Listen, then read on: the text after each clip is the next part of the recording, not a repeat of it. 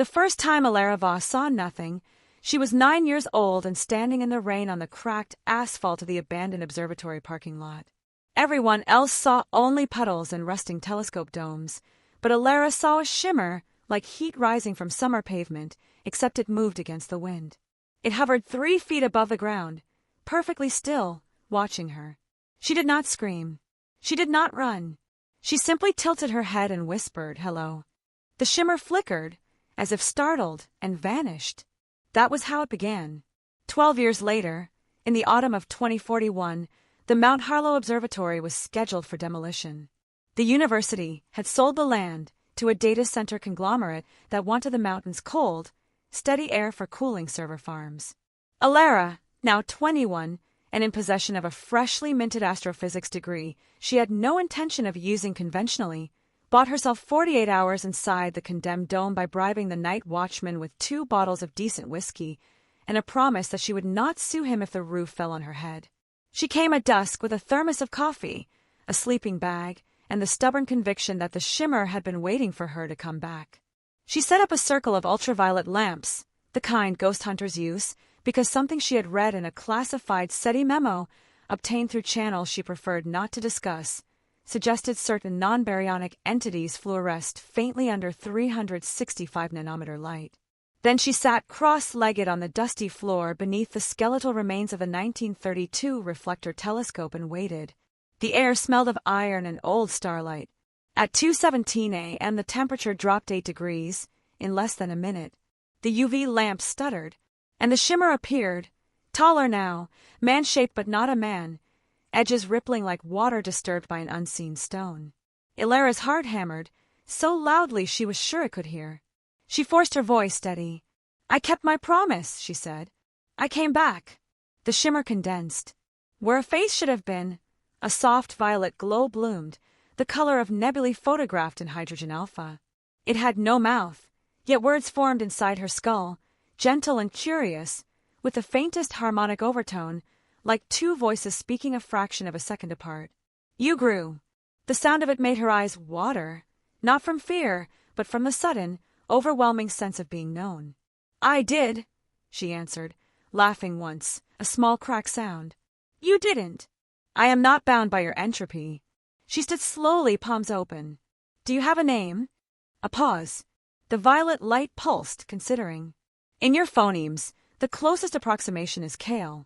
"Kael," she repeated, tasting it. "I'm Elara." "I know." Of course it knew. It had been watching her for 12 years.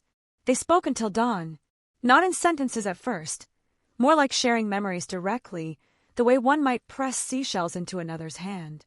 She felt Kael's grief for a home that had phased out of his brain during a catastrophic misalignment of dimensional constants.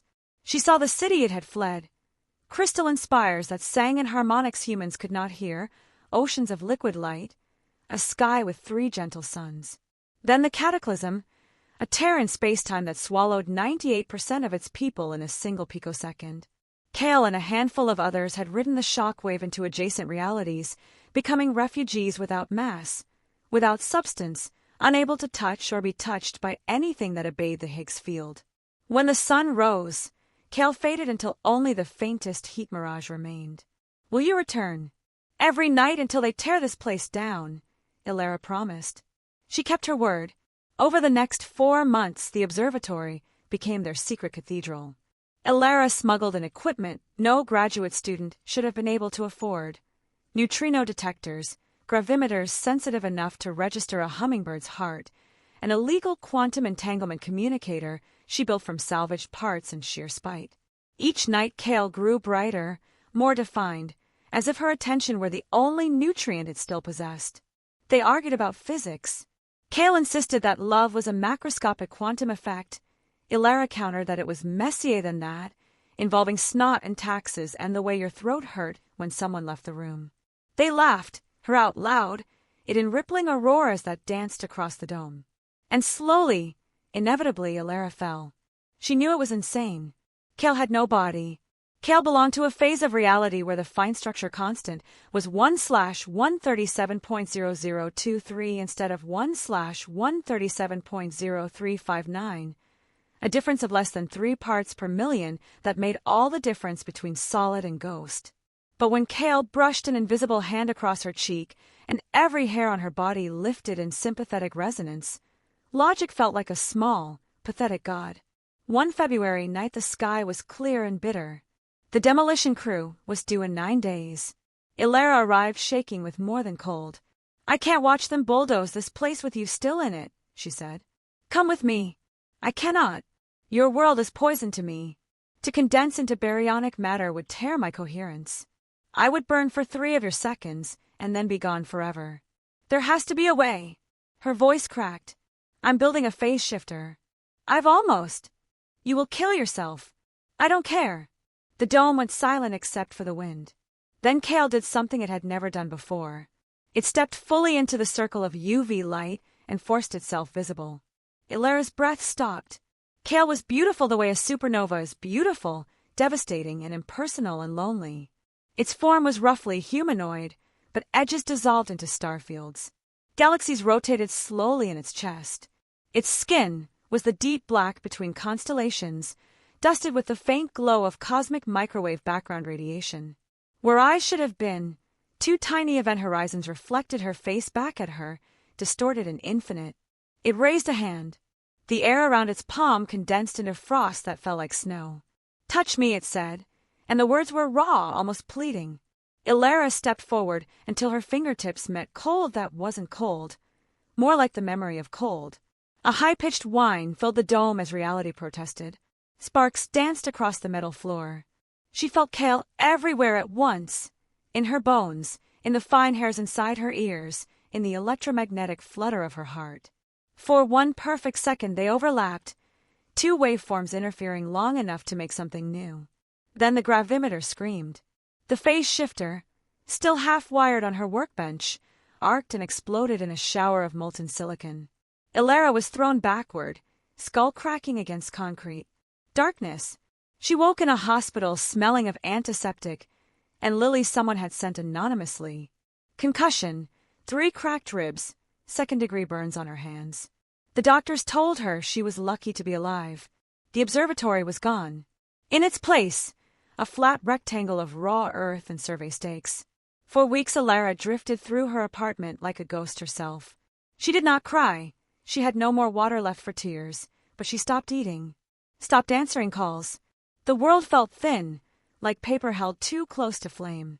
On the 40th night, she woke at 3 a.m. to find every light in the apartment on, though she lived alone and had not touched a switch.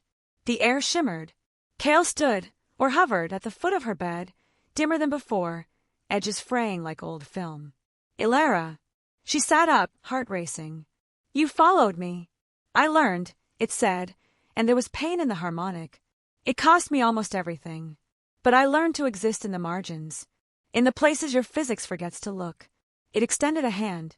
This time there was no cold, no ozone smell of arcing electricity. Only warmth, like sunlight filtered through leaves. She took it. Over the next year they perfected the art of almost touching. Kael could condense for minutes at a time now, long enough to sit beside her on the couch while they watched old sci-fi movies and argued about whether humans would ever grow up. Long enough to trace the line of her jaw with fingers that almost had weight. Never long enough. Elara finished the phase shifter. The new version was the size of a microwave oven and hummed with Cherenkov radiation. She tested it on empty air first, then on a houseplant, which withered and died in sympathy. She did not test it on herself.